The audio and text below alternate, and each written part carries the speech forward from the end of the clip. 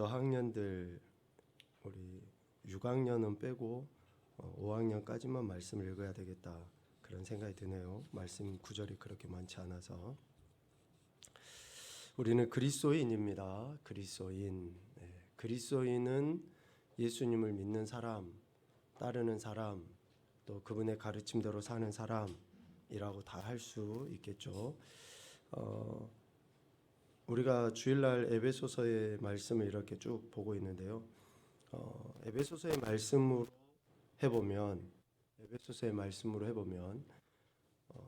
그리스도인은 허물과 죄로 죽었던 상태에서 살아남을 입은 사람들이 그리스도인입니다.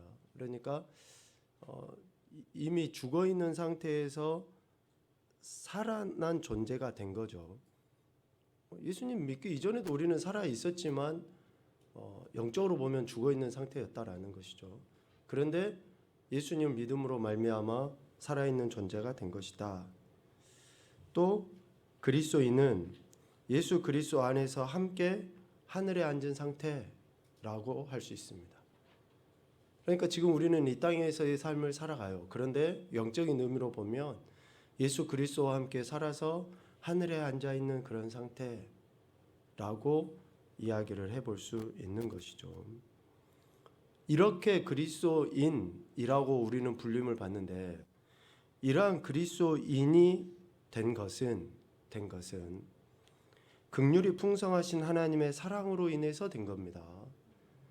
긍휼이 풍성하신 하나님의 사랑에 의해서 우리가 그리스도인이 된 거예요. 또 그리스도 예수 안에서 우리에게 하나님이 자비하셨기 때문에 우리가 그리스도인이 된 겁니다. 자비하셨기 때문에 그렇다. 이것을 우리는 은혜라고 이야기합니다. 은혜. 하나님의 그 긍휼하심, 또 예수 그리스도의 그 자비하심에 의해서 우리가 그리스도인이 된 거죠. 이것을 은혜라고 이야기해요. 은혜. 하나님의 사랑과 그리스도의 자비를. 이 은혜에 의하여 믿음으로 말미암아 구원받은 자가 오늘 우리 그리스도인입니다. 그래서 사도 바울이 에베소 교회 성도들에게 이야기했던 것처럼 누구든지 자랑할 게 없다. 너희의 의로 구원받은 게 아니다. 하나님의 전적인 은혜다. 라고 이야기를 하고 있는 것이죠. 이 은혜를 히브리어에서는 크게 두 가지로 설명을 해주고 있습니다. 하나는 카난이라는 단어를 써요. 카난. 이 카난이라는 단어를 쓴 것은 윗사람이 아랫사람에게 주는 순수하고 조건 없는 선물을 이야기해요. 윗사람이 아랫사람에게 주는 순수하고 조건 없는 선물을 카난이라는 그 은혜를 이야기하거든요. 그런데 또 하나는 케세드라는 단어를 씁니다. 케세드. 이 케세드라는 히브리 단어의 은혜라는 그 말은 인간을 향한 하나님의 굳건한 자비와 자애를 케세드라는 은혜를 이야기를 해요. 그러니까 카난이라는 그 단어의 은혜는 우리 인간이 쉽게 어떻게 이해할 수 있냐면 부모님의 사랑이에요. 부모님의 사랑. 윗사람이 아랫사람에게 아무 조건 없이 순수하게 베풀어준 사랑. 이것이 카난의 은혜거든요. 그런데 케세드의 이 은혜라는 것은 인간을 향한 하나님, 그러니까 만왕의 왕이신 하나님께서 우리 인간에게 굳건하게 베풀어 주신 자비와 자애가 이 케세드의 은혜라는 것이죠. 그래서 히브리어에서는 이 은혜를 두 가지로 구분을 해서, 크게 두 가지로 구분을 해서 우리에게 이야기를 합니다. 헬라어에서는 카리스라는 단어를 써요. 여러분 많이 아시죠? 이 단어는 카리스라를 씁니다. 이 카리스라는 이 은혜는 에베소서 2장 8절과 9절 말씀에 명확하게 우리에게 설명해 주시고 있습니다. 우리 에베소서 말씀은 같이 한번 찾아봅시다. 계속 보았던 그런 말씀이기도 하니까요.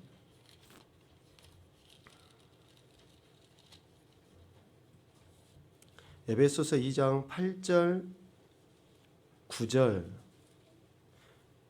헬라어에서 이야기하는 카리스라는 그 은혜는 앞서 이야기했죠.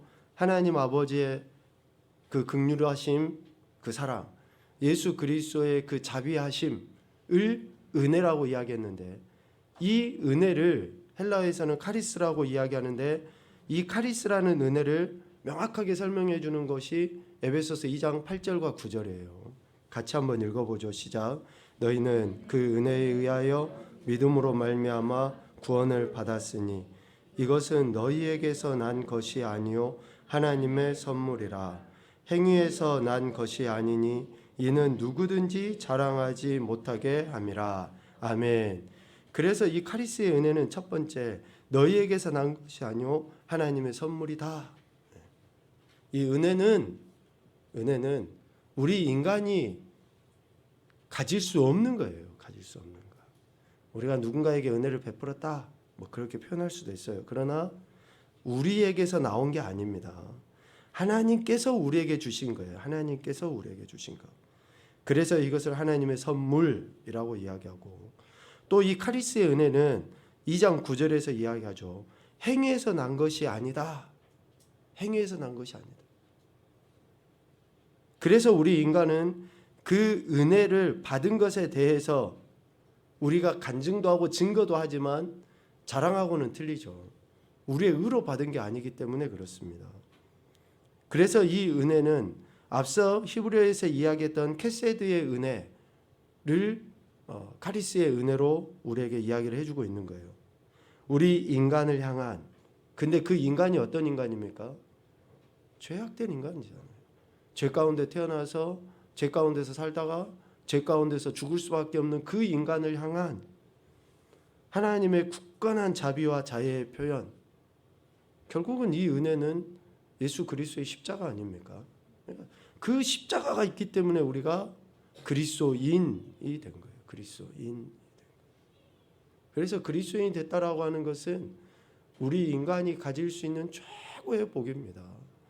그 무엇과도 바꿀 수 없고 바꿔서도 절대 안 되는 최고의 복이 우리가 그리스도인이라는 거예요. 그러니까 그리스도인이라는 이 정체성을 갖게 된 것은 정말로 우리 안에 하나님 주신, 그래서 우리 마지막에 찬양했잖아요.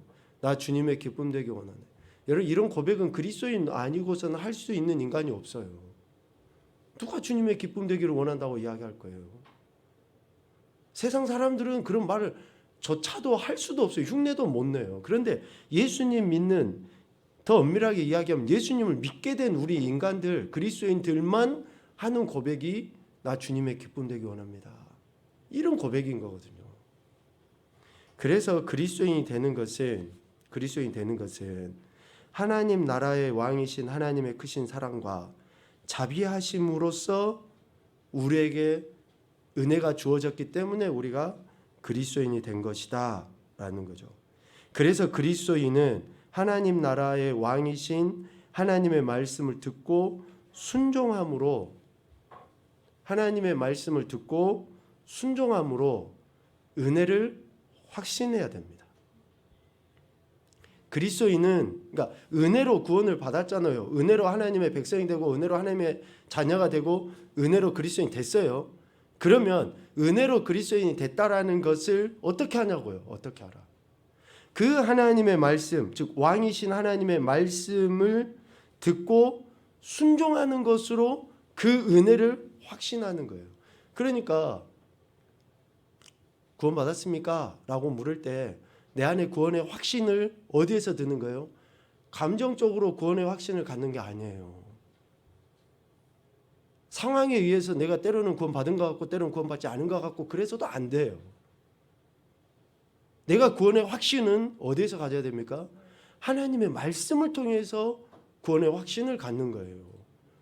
그러니까 내가 이해되면 구원을 받은 것 같고 이해가 안 되면 구원 안 받은 것 같고 이런 차원의 것이 아닙니다. 하나님의 말씀은 어제나 오늘 영원토록 변함이 없어요. 2000년 전이든지 4000년 전이든지 앞으로 2000년 후든지 4000년 후든지 간에 하나님의 말씀은 영원토록 동일하셔요. 그러니까 구원의 확신을 우리가 어디에서 찾아야 돼요? 상황이에요? 환경이에요? 형편이에요? 감정이에요? 아니에요. 하나님의 말씀을 듣고 순종하는 것을 통해서 확신을 갖는 거예요. 여러분, 지금 우리나라가 엄청나게 혼란스러운 거 피부적으로 다 와 닿고 있죠. 지금 청력 테스트를 하고 있냐 어쩌냐 뭐 이런 이야기가 들 정도로 지금 매우 혼란스러운 상황 가운데 있습니다. 그런데 이 혼란함이 지나가면 이제 옛날 그 요순 시대라 그러잖아요. 평탄하고 평안한 시대가 올 것 같잖아요. 사람 사는 세상은 그러질 않아요. 또 다른 혼란이 생기고 또 다른 힘듦이 생기고 또 다른 이런 확신을 갖지 못하게 하는 환경적인 일들이 생겨요. 그런데 우리 안에 진정한 확신, 특별히 구원의 확신은 하나님의 말씀을 듣고 순종함으로 확신하게 되는 거죠. 이것을 위해서 우리가 날마다 말씀 가운데 나가는 것을 뭐라고 이야기하냐면요, 그리스도와 동행이라고 해요. 그리스도와 동행. 날마다 말씀 가운데 나가고 듣기 위해서 순종하기 위해서 말씀 가운데 나가는 것을 그리스도와 동행이라고 합니다. 그러니까 다시 돌아가서 우리 인간이 구원받은 것이 가장 큰 은혜고 축복이라고 이야기하는데, 이것을 달리 표현하면 뭡니까? 날마다 주님과 함께 거하고 주님과 동행하는 것이 우리 인간이 누리는 최고의 축복이라는 거예요. 이것을 우리가 인식하기 위해서 예배를 드리는 거고, 이것을 확신하기 위해서 말씀 가운데 나가는 거고, 주님이 지금 나와 함께 하신다라는 것을 여러분들이 뭘로 느끼냐고요? 어떻게 느껴? 그래서 우리가 예배를 통해 말씀을 통해 이런 태도를 보이는 것으로 내 안에 확신을 갖는 거죠. 은혜 받은 확신, 구원의 확신, 그리스도인이라는 확신, 자녀됨의 확신, 이런 확신들을 우리가 갖는 거예요. 그래서 그리스도와 동행함으로 인해서 우리는 그 안에서 성장과 성숙을 이뤄갑니다. 성장과 성숙을 이뤄가요. 제가 청년들하고 나눌 때도 이런 이야기를 많이 썼는데요. 나선형이에요, 나선형. 우리의 성장과 성숙은 그냥 곧바로 일직선 천국을 향해 하나님 나라를 쭉 뻗어서 나가지를 못해요. 업다운이 있어요. 항상 누구든지 그렇습니다. 뭐 목사하고 누구가 할 것 없이 때로는 막 성장하는 것 같다가 때로는 한없이 꺼지는 것 같기도 하고. 그런데 운동선수들이 슬럼프를 당할 때 어떻게 합니까? 슬럼프를 당하면 그냥 주구장창 쉬고만 있질 않아요. 안 되는 것에 있어서 그것을 계속 반복적으로 또 해요. 다른 어떤 훈련을 더하는 것보다 지금까지 해왔던 것을 더 몸에 배기 위해서 훈련을 해요. 그러면 그 슬럼프 기간이 짧아진다 그러거든요. 우리가 영적으로 성장하고 성숙해 갈 때 업다운이 분명히 있습니다. 나선형처럼 꾸불꾸불하게 돌아가지만은 결국은 성장하는 게 뭐예요? 늘 우리와 주님이 함께 하시는 것과 함께 뭐예요? 우리가 예배 자리에 말씀 가운데 우리 자신을 갖다 놓음으로 인해서 그런 성장과 성숙을 이루어가게 되는 거죠. 그래서 우리는 말씀 앞에 더 겸손히 낮아져야 되고, 특별히 말씀을 듣기 위해서 그 말씀이 지금 내게 무엇을 요구하고 계시는지 듣기 위해서 우리가 몸부림을 쳐야 된다라는 것이죠. 오늘 로마서 10장 17절 말씀에 보면, 10장 17절 말씀에 보면 그러므로 믿음은 들음에서 나며 들음은 그리스도의 말씀으로 말미암았다라고 이야기하죠. 여기에서 이 믿음은 성장과 성숙을 이뤄가는 믿음입니다. 구원받은 믿음은 실질적으로 우리가 그리스도의 말씀을 듣기도 전부터 하나님이 우리에게 주셔요. 성령으로. 우린 잘 이해가 안 돼요. 그러니까 구원을 어떻게 받았지? 잘 이해가 안 됩니다. 그런데 예수님을 믿게 됐어요. 우리는 믿게 된 거예요. 이것은. 그래서 앞서 이야기한 것처럼 하나님의 은혜고 선물이라고 이야기했잖아요. 그런데 이 믿음은, 성장과 성숙의 이 믿음은 들음에서 나요. 그리스도의 말씀을 들음에서. 그래서 16절 말씀하고 연계해서 우리가 봐야 됩니다. 그러나 그들이 다 복음을 순종하지 아니하였도다. 이사야가 이르되 주여 우리가 전한 것을 누가 믿었나이까? 라고 이야기하죠. 그러니까 실질적으로 이 믿는다라고 하는 것은 하나님이 주신 은혜에 대한 태도로서의 믿음을 이야기하는 거예요. 그러니까 믿음은 들음이 있어야지만이 믿음이 난다라고, 성장한다고, 성숙한다라고 분명하게 이야기를 하는 것이죠. 그렇게 전해진 하나님의 말씀들을 믿는 자가 성장하고 성숙하고 우리가 이야기하는 것처럼 그리스도와 동행하는 그런 인생들이 되는 거죠. 오늘 페이퍼를 보면 이러한 질문으로 시작을 합니다. 하나님의 말씀을 가장 잘 듣고 순종하고자 하는 마음은 어떤 마음인가? 누가복음에 보면 씨 뿌리는 비유에 대해서 이야기하시고 또 그런 말씀들을 이어서 하시죠. 누가복음 8장 15절 말씀. 혹시 마이크가 어디 있나요? 네, 우리 정훈이 한번 읽어보자.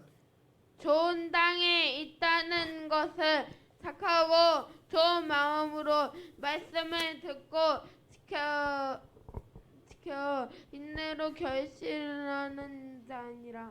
아멘. 자, 좋은 땅에 있다는 것은 착하고 좋은 마음으로, 그러니까 하나님의 말씀을 가장 잘 듣고 순종하고자 하는 마음은 어떤 마음입니까? 착하고 좋은 마음이에요. 그런 마음이 있을 때 말씀을 듣게 되고 순종하게 됩니다. 여러분 주중에 이런 작업을 하셔야지 돼요. 이런 작업을 주일날 와가지고 예배 딱 드리면서 그 말씀이 내 마음판에 새겨져서 결실하게 될 것이다 라고 생각을 하죠. 그런데 좋은 땅은 지금 이 자리에 앉아서 막 기경하는 것이 아니고 주중에 이미 기경이 되어져서 이 자리에 앉았을 때에 좋은 땅이면 기경을 열심히 해서 앉아 있으면 열매를 맺게 되고 결실을 하게 되지만, 그렇지 않으면 가시밭이 될 수도 있고 돌짝밭이 될 수도 있고 길가가 될 수 있고 하는 거예요. 일주일 내내 그냥 이러한 작업 없이 이 자리에 딱 앉아가지고 목사 말이 은혜가 되네 안 되네, 뭐가 어쩌네 저쩌네. 여러분 그거는 내가 하나님이잖아요. 오늘 새벽에도 이야기했잖아요. 내가 듣고 싶은 이야기를 듣는 게 아니에요. 하나님이 말씀하시는 것을 듣는 거예요. 우리 인생은. 목사인 저도 그렇고 여러분들도 그렇고 다 그렇습니다. 그래서 하나님이 지금 내게 하시는 말씀을 우리는 듣는 거예요. 듣는 거. 그래서 우리가 일주일 내내 이 작업을 해야 됩니다. 그래야지 그 말씀이 내 삶에서 순종으로 드러나고 성장과 성숙을 이뤄가며 결실을 맺게 되는 거죠. 여기에 착하고 좋은 마음 일일이 이렇게 굳이 설명하지 않아도 알 것이라 생각이 되어집니다. 그래서 하나님 말씀을 내가 어떻게 대하고 있는가라는 것이 먼저여야 한다라는 것이죠. 두 번째는 말씀을 선포할 때 목사들이나 교사들은 어떻게 해야 되는가? 이제 말씀을 선포하는 자들의 태도를 이야기를 하는 거죠. 느헤미야 8장 8절입니다. 우리 노주영. 내 율법책을 낭독하고 그 뜻을 해석하여 백성에게 그 낭독하는 것을 다 깨닫게 하니. 아멘. 자, 말씀을 선포하는 자들은 첫째는 낭독입니다. 낭독. 둘째는 그 뜻을 해석. 셋째는 백성에게 다 깨닫게 함. 이러한 태도가 있어야 돼요. 말씀을 선포해야 됩니다. 사람 눈치 보고 말씀을 선포하지 못한다. 그런 목사가 아닌 거죠. 이미 구약의 선지자들이 어떻게 했는지 우리는 다 알고 있습니다. 말씀을 선포하는 거예요. 율법책을 낭독이라고 했으니까. 그리고 그 낭독한 것의 말씀의 뜻을 해석해 주는 거예요. 가르쳐 주는 거. 그러니까 설교도 하나의 이런 가르침일 수도 있죠. 그리고 주석이나 주회나 강해나 모든 것들을 또 그렇게 이야기할 수 있어요. 그런 것들을 통해서 우리가 낭독되어진 말씀이 무슨 의미인지를 이렇게 해석을 생각을 해야지 됩니다. 그리고 하나는 백성에게 다 깨닫게 한다. 근데 여기에서 백성에게 깨닫게 한다, 다 깨닫게 하니 라는 그 말은, 깨닫게 하는 그 말은, 깨닫는 것을 실제로 누가 깨닫습니까? 내가 깨닫는 거예요. 내가 깨닫는 거. 여기서 깨닫게 한다라고 하는 것은 낭독한 자가 삶으로 그렇게 살아서 그에게 본을 보이는 거예요. 이해되시죠? 그러니까 낭독을 해요. 여기서 뭐 이렇게 쭉 읽는 거 누가 못합니까? 다 읽죠. 그리고 국어에 어느 정도 이해력만 갖고 있으면 이 단어가 뭘 의미하는지 가르쳐 줄 수 있는 거죠. 그런데 백성이 다 깨닫게 한다라고 하는 그것은 낭독한 내용을 먼저 이해하고 그것을 살아낼 때 백성이 깨닫게 되는 거예요. 여러분 자녀들을 가르칠 때 어떻게 자녀들을 깨우칩니까? 짝대기로요? 아니에요. 자녀들을 진짜 깨우치는 것은 부모가 말한 것대로 삶을 살아갈 때 자녀들이 깨우침 받는 거예요. 그래서 여기서 깨닫게 한다라고 하는 것은 그겁니다. 그래서 말씀을 선포하는 자는 말씀을 선포할 때 낭독을 하고 가르치고 또 삶으로 본을 보이는 깨닫게 함이 있어야 한다. 대부분의 그리스도인은 교회에서 정기적으로 말씀을 듣죠. 그러나 소수만이 그들이 들은 것을 유익하게 간직할 줄 안다. 당신이 설교를 들은 것이나 가르침을 받은 것을 기억하여 사용하기 위해서 인용된 성경 요절들과 설교의 요점 등을 적어둬야 한다. 우리 교회 식구들은 지금 잘 적고 계셔요. 여러분 적으셔야 됩니다. 적어가지고 몇 날 며칠에 목사님 이 설교했는데 오늘 또 하네? 이렇게 쓰지 마시고, 진짜 그런 분 계셔요. 성경 여기에다가 오늘 로마서 10장 17절 읽었잖아요. 그럼 여기에다가 쬐깐하게 2022년 9월 오늘 28일인가요? 28을 적어놔요. 그런데 언제 또 목사님 이걸 설교했고 2022년 9월 28일 이거 설교했는데 이런 거 해라고 적으라는 게 아니에요. 내용을 적어야죠. 내용을. 여러분 공부 잘하는 애는 선생님이 하시는 이야기를 듣고 메모를 해가면서 선생님 눈 쳐다보면서 막 이렇게 적고 칠판도 보고 막 적고 하는 애가 공부 잘하지.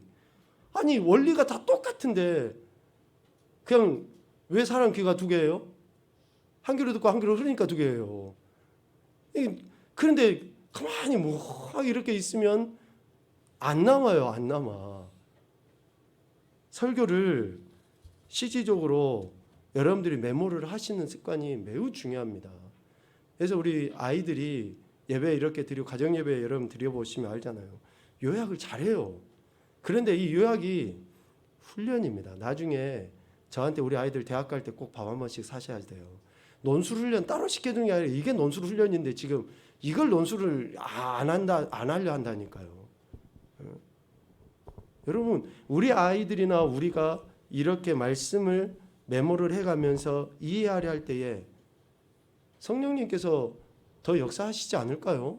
그냥 내가 뭐 이렇게 있으면 성령님이 그냥 내 머리를 열어서 내 마음을 열어서 말씀을 넣어주시는 건 아니잖아요. 적으십시오. 그렇게 하는 거예요. 그렇게. 그래야 할 때에 근데 실질적으로 이렇게 하면 어떻습니까? 이 문을 나설 때까지도 기억이 돼요. 근데 이것조차도 안 하잖아요. 그러면 오늘 말씀이 뭐였는지 제목도 모르고 본문도 모르고 아무것도 생각이 없어. 그러면 안 됩니다. 세 번째, 예수님은 누가 축복을 받으리라고 말씀하셨는가? 마이크 어디 있죠? 우리 민서 시작. 예수께서 이르시되 오히려 하나님의 말씀을 듣고 지키는 자가 복이 있느니라 하시니라. 아멘. 누가 복이 있다고 말씀하십니까? 말씀을 듣고 지키는 자가 복이 있다. 하나님 듣는 자만 복이 있다라고 하면 얼마나 좋겠습니까? 많은. 자, 우리 하나님은 우리를 너무나 정확하게 아셔요. 왜? 우리가 멍 때리고 있어도 사람들이 저 사람이 잘 듣고 있어 라고 착각을 하기가 쉬우니까 하나님이 딱 떼어놔줘요. 듣고 지키는 자가 복이 있다. 애들이 뭐라고요? 지 할 거 다 해가면서 엄마가 뭔 말하면 알았어 들어. 그게 우리 인간의 모습이거든요. 그런데 듣고 지키는 자가 복이 있다. 우리 시편 1편 2절 3절은 같이 읽읍시다. 듣고 지키는 것에 대해서 우리에게 명확하게 말씀해 주십니다. 2절 3절 시편 1편 2절 3절 듣고 지키는 자가 복이 있다라고 했는데 그 복까지도 명확하게 이야기를 해주시죠. 같이 봅시다. 시작. 오직 여호와의 율법을 즐거워하여 그의 율법을 주야로 묵상하는도다.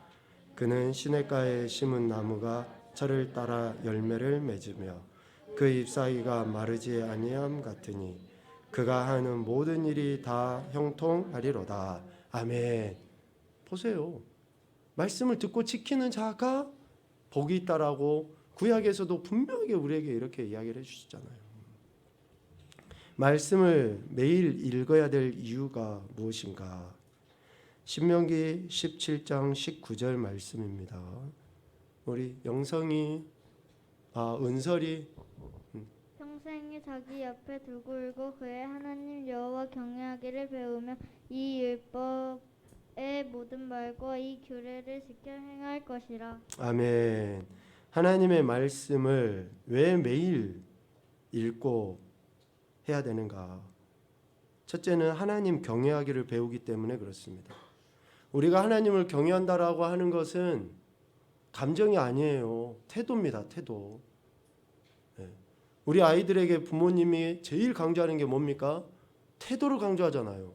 야, 네 밥 먹는 태도, 연필 잡는 태도, 뭐 말하는 태도, 태도를 이야기해요. 태도를. 경외는 감정이 아니에요. 경외는 태도입니다. 그래서 하나님을 경외하는 태도를 어디서 배우는 거예요? 하나님 말씀을 통해서 배우는 거죠. 아니 말씀이 이렇게 하니까 우리가 그 태도를 배우는 거예요. 그러니 말씀을 읽으면 자연스럽게 이렇게 짝다리 짚고 있다가도 자연스럽게 하나님 말씀에 대해서 이렇게 자세가 바르게 되는 거예요. 예를 들어서 그러니까 그렇게 되는 거예요. 막 흐트러져 있고 분주했던 것들이 어떻게 됩니까? 하나님 말씀을 읽고 들으면 반듯해지는 거예요.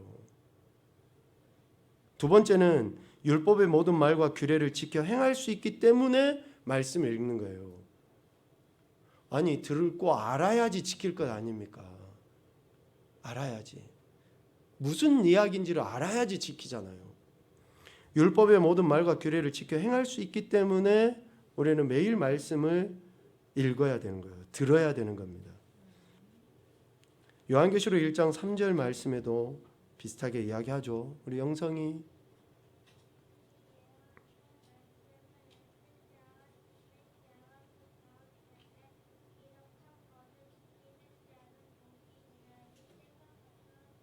아멘. 읽고 듣고 지키는 자에게 복이 있기 때문에 우리는 하나님 말씀 매일 읽어야 됩니다. 매일 들어야 돼요. 실제로 하나님 말씀을 우리가 읽는다고 표현하지만 하나님은 말씀으로 음성으로 존재하시는 분이시기 때문에 듣는 거예요. 듣는 거. 그래서 우리가 하나님 말씀을 읽고 들어야지만이 복이 있습니다. 그런데 계시록 1장 3절 말미에 이야기하죠. 때가 가깝다. 때가 가깝다. 마지막 때가 가까워지고 있는 이때에 진짜 복을 누리게 되려면 하나님 말씀을 읽고 묵상해야 되는 것이죠. 우리가 말씀을 어떻게 공부해야 하는가? 이제 말씀을 읽고 생각도 하고 이제 공부도 하는 거. 말씀에 대한 이제 그 우리가 취해야 될 태도, 자세를 이렇게 해라라고 지금 가르쳐 주는 거죠. 이 말씀 우리가 강요가 한번 읽어볼까요? 잠언 2장 4절. 은을 구하는 것 같이 그것을 구하며 감추어진 보배를 찾는 것 같이 그것을 찾으면 아멘. 은이나 숨겨진 보배를 감춰진 보배를 찾고 구하듯이 하나님 말씀을 읽고 묵상하고 공부해야 됩니다. 하나님 말씀을 읽고 묵상하고 공부하는데 그 가치를 두어야 된다는 거예요. 은이나 감춰진 보배처럼. 네. 정말 우리가 하나님 말씀을 이렇게 여겨야지 돼요. 이렇게 은이나 금과 같이 송이꿀과 같이 그렇게 우리가 가치 있게 여기고 그것을 간절히 찾고 구하고 또 행할 때에 하나님 말씀이 우리에게 깨달음을 주고 또 실질적인 복을 우리가 받아 누리게 되는 것이죠. 디모데후서 2장 15절에서는 성경을 공부할 때 우리의 목표가 무엇이 되는가라는 것을 이야기해 줍니다. 우리 유은이가 읽으면 되겠네. 유은이. 너는 진리의 말씀을 옳게 분별하며 부끄러울 것이 없는 일꾼으로 인정된 자로 자신을 하나님 앞에 드리기를 힘쓰라. 아멘.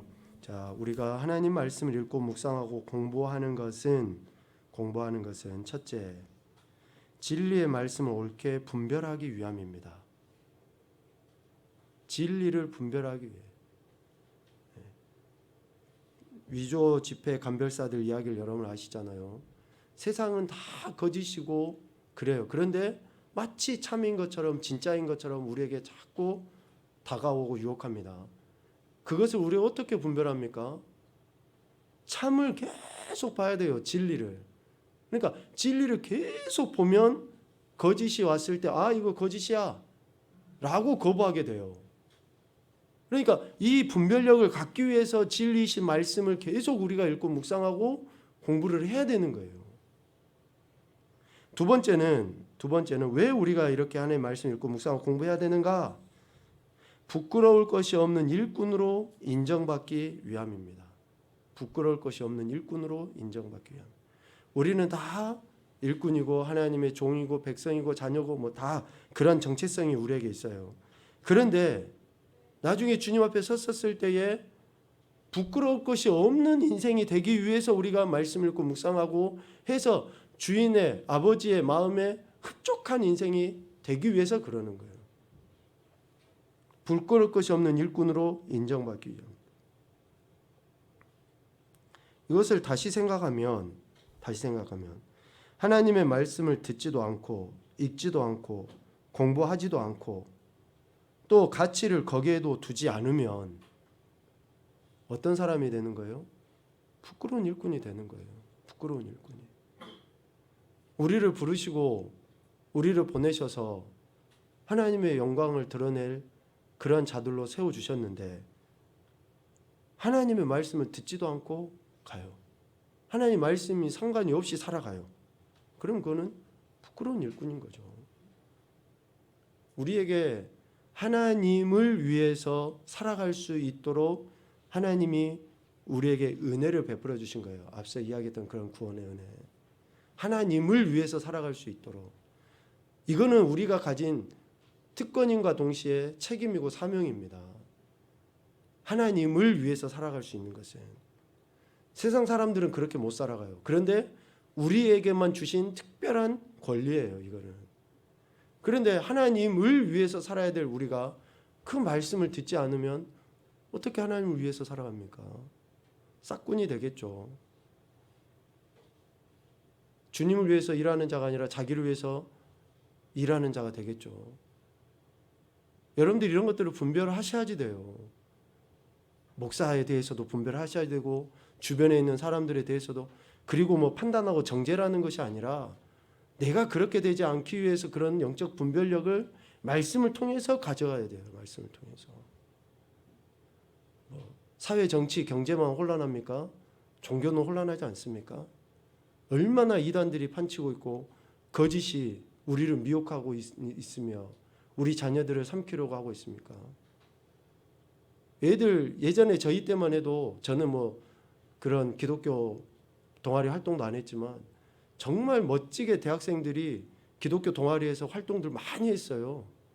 그런데 지금은 무서워서 못 보내요. 그런 데를. 대부분 다 이단들이 다 판치고 있기 때문에 우리 아이들이 대학 진학해서 또 아니면 혹시 누군가를 만나서 교제하고 하는데 이단이다. 어떻게 할 거예요? 어려서부터 이런 참 진리를 가르쳐줘서 분별력을 갖게 하고 주를 위해서 살아가는 그러한 사람으로 만들어 놓지 않으면 한 가지만 더 이야기할까요? 우리가 그러잖아요. 우리 아이들이 나중에 결혼할 때 잘 믿는 여자 만나고 잘 믿는 남자 만났으면 좋겠다. 우리 다 그런 기도 하잖아요. 그런데 정작 우리 애들은 잘 믿는 애로 안 세워놓고 있어. 얼마나 우리가 이기적이고 나쁩니까? 그러니까 이러한 분별력을 갖고 그리스도인으로 살아갈 수 있도록 하기 위해서 말씀과 기도, 말씀 묵상, 연구, 공부, 하나님 말씀의 가치를 두는 그러한 신앙과 삶의 태도를 취하지 않으면 안 된다라는 것을 이야기합니다. 그리스도와 동행하는 것은 우리의 가장 큰 축복입니다. 말씀이 우리 삶 가운데서 늘 여전히 나타날 수 있도록 그렇게 의지적으로 여러분 시간을 들이시고 마음을 쏟으셔서 말씀의 은혜를 경험하시고 또 그 영과 육의 풍성함을 경험하는 귀하고 복된 인생들이 되시기를 주님의 이름으로 축복합니다.